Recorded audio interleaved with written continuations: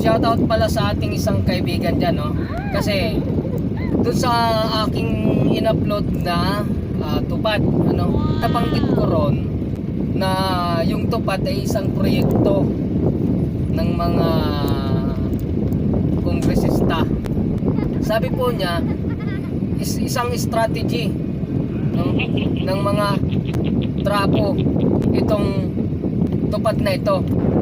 Ito isang ayuda, political machinery, no, na ang akala ng marami talagang ito ay ayuda lang. Hindi nila alam na sila'y dandahan na nahuhulog doon sa patibong itong mga kongresista na ito, na binibili nila yung boto sa pamamagitan ng tupad. At siyempre may kapalit nga naman, trabaho, nagwawalis. Nag-uumpukan sila doon sa isang basura. Ayan. Mahuhulog ka sa bitag nila. Pagdating ng eleksyon, siyempre, iboboto mo sila. Babantayan ka na ng mga leader dyan eh.